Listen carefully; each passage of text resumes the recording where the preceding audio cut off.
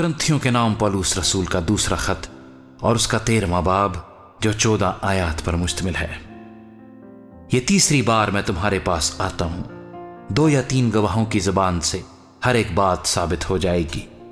जैसे मैंने जब दूसरी दफा हाजिर था तो पहले से कह दिया था, वैसे ही अब गैर हाजिरी में भी उन लोगों से जिन्होंने पेशतर गुनाह किए हैं और सब लोगों से पहले से कह देता हूं कि अगर फिर आऊंगा तो दरगुजर ना करूंगा, क्योंकि तुम इसकी दलील चाहते हो कि मसीह मुझ में बोलता है और वो तुम्हारे वास्ते कमज़ोर नहीं बल्कि तुम में जोरावर है। हाँ, वो कमज़ोरी के सबब से मसलूब किया गया, लेकिन खुदा की कुदरत के सबब से जिंदा है।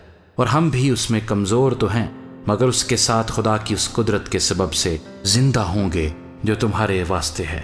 तुम अपने आप को आजमाओ कि ईमान पर हो या नहीं। अपने आप को जांचो।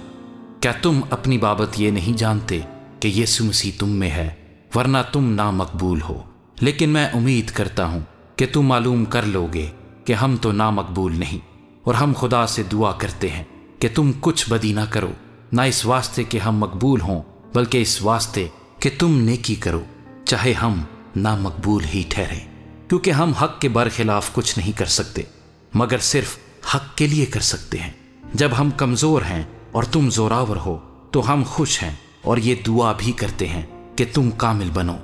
इसलिए मैं गैर हाजिरी में ये बातें लिखता हूँ ताकि हाजिर होकर मुझे उस इख्तियार के मुआफिक सख्ती ना करना पड़े जो खुदावंद ने मुझे बनाने के लिए दिया है, ना कि बिगाड़ने के लिए। गर्ज ए भाइयों, खुश रहो, कामिल बनो, खातिर जमा रखो, यक दिल रहो, मेल मिलाप रखो, तो खुदा मोहब्बत और मेल मिलाप का चश्मा तुम्हारे साथ होगा। आपस में पाक बोसा लेकर सलाम करो।